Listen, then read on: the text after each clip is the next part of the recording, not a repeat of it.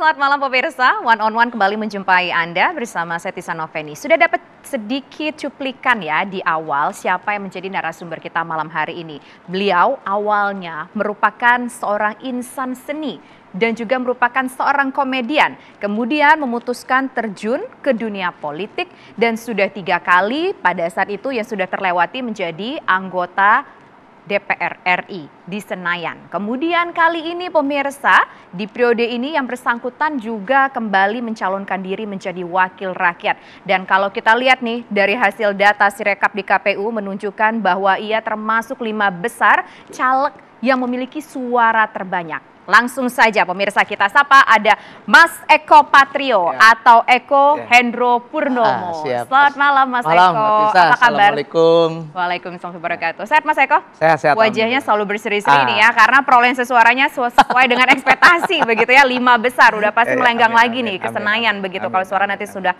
masuk semua. Mas Eko, kita mau tanya 3 kali udah kepilih jadi anggota DPR RI, kemudian mencalonkan diri lagi yang keempat kali dan kayaknya nih bakal terpilih. Apa yang membuat Mas Eko mau maju lagi? Ya jadi gini ya, saya masih ingat pernyataan orang tua saya gitu ya. Kamu udah terkenal, udah ngetop segala macam gitu. Tapi ada poin yang harusnya juga, kan ada poin begini, dia bilang, sehebat-hebatnya orang akan lebih hebat bermanfaat untuk orang banyak. Itu kepikiran banget tuh kata-kata itu gitu ya. Kalau saya kerja di entertain atau di kerja seni, ya batasan saya adalah saya dapat rejeki, saya kumpulkan ya buat keluarga gitu. Tetapi pada saat saya itu saya renungkan apa yang bisa saya lakukan gitu ya. Yang bisa saya lakukan adalah ini harus jadi anggota dewan gitu ya. Karena apa? Banyak program-program pemerintah yang harus kita kawal, kita nyembatani untuk masyarakat di daerah pemilihan dan juga kaitan juga dengan rakyat secara keseluruhan gitu ya. Jadi saya melihatnya seperti itu gitu. Jadi poinnya adalah masih ternyam banget tuh pernyataan orang tua tuh, sehebat-hebatnya orang lebih hebat bermanfaat untuk orang banyak. Itulah akhirnya saya kalau bicara DPR, saya adalah bicara pengabdian. Karena kalau misalnya bicara cari duit, lebih enak di dunia entertain daripada di di anggota DPR. Hanya yaitu tadi banyak programnya untuk kemaslahatan masyarakat. Lalu yang kedua juga jaringan pertemanan juga banyak, ya kan. Itulah yang akhirnya memudahkan kita untuk program-programnya untuk masyarakat. Waktu itu pertama kali ceritanya Mas Eko terjun ke dunia politik, itu gimana sih ceritanya? Kan kita tahu Mas Eko orangnya agak ngelucu, bukan agak ngelucu, memang komedian, pasti lucu. Kita ngelihatnya nggak nyangka juga pertama kali begitu ya. Mas Eko menjadi anggota DPR RI begitu. Pada saat itu siapa sih ngajakin pertama kali untuk bergabung? Iya, gini, saya tuh punya ketertarikan dengan politik gitu ya. Pertemanan saya mungkin kalau ngeliat di TV ya komedian gitu ya, temannya Parto, Akri gitu ya, dan teman-teman yang lain lah kayak Mas-mas Bagito atau Jayakarta atau Warkop gitu ya. Tapi di luar itu saya tuh konsen banget sama politik gitu ya. Konsen tuh arti kata background pendidikan juga berpengaruh juga. Saya tuh kebetulan alhamdulillah disekolahin sama orang tua saya di UI, Universitas ISIP. Universitas ISIP itu di Lenteng Agung, Institut Ilmu Sosial Tetanggaan. Ya, tetanggaan. Nah, di situ di komunikasi politik ya, komunikasi massa, jurusan jurnalistik, dan temennya ya udah di situ ya. Wah, udah tiap hari debatable berkaitan dengan masalah politik. Lalu juga saya waktu itu kerja di dunia entertain, lebih banyak bergaul dengan teman-teman di keluarga cendana gitu. Itu yang membuat saya jadinya tiap hari tuh ya, sebelum terjun ke dunia politik. Sebelum yang praktis ini ya gitu ya politik. Nah yang practically ngajak pada saat itu? Nah setelah itu tiba-tiba saya jadi nge-MC, terus Mas Sutrisno Bahir sebagai Ketua Umum Partai Amanat Nasional dan juga sekjennya waktu itu Pak Zulkifli Hasan ngajak gitu. Tapi sebelum beliau ngajak, ini partai lain banyak yang ngajak. Ada Partai Merah, Partai Kuning, Partai Putih, pokoknya semua partai nawarin. Semua warna ngajakin lah gitu ya. Ya benar, karena waktu itu emang saya kan lagi ya booming-boomingnya lah nama Eko gitu ya. Ya kalau sekarang mah Raffi Ahmad lah gitu.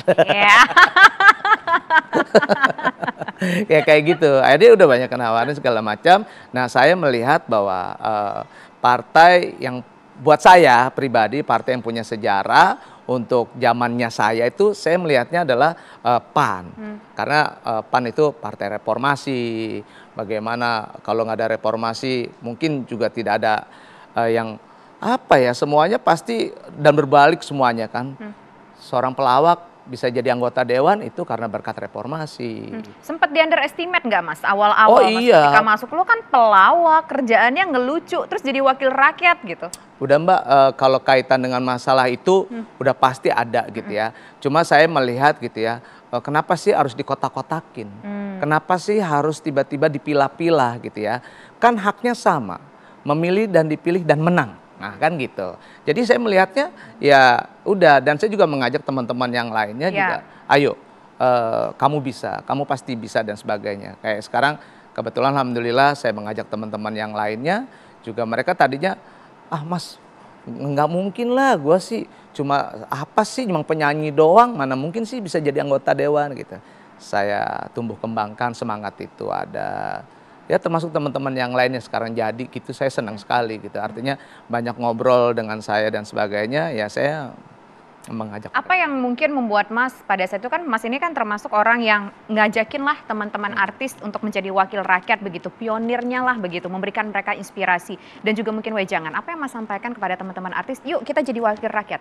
Ya, jadi saya kalau ngajak orang juga nggak semuanya artis saya ajakin semua gitu. Ada yang saya ajak cuma ajak makan doang, nah ada yang saya ajak kerjaan ngejob di produksi saya ya, atau di PH saya. Tetapi ada juga yang saya lihat punya kemampuan, kapabilitasnya mumpuni gitu ya, ada nilainya, ada value-nya ada.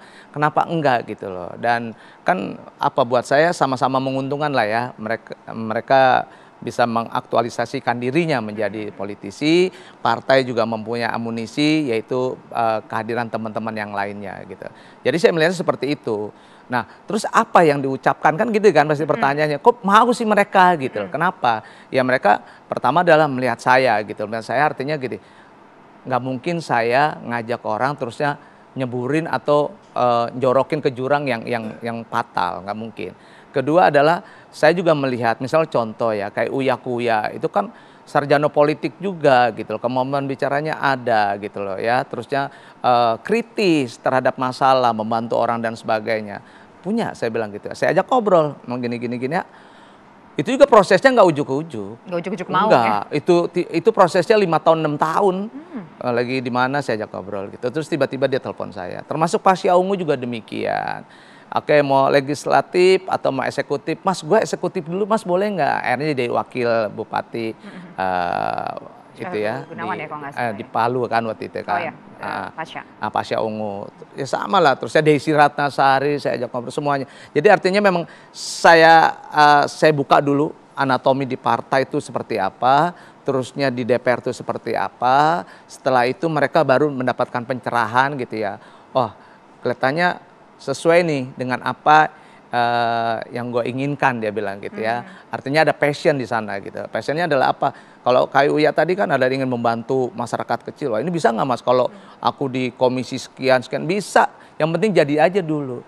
Nah jadinya itu juga kita ada sekolahnya Pan, lalu dari kita ini face to face gini kita ngobrol segala macam, main ke rumah dan sebagainya.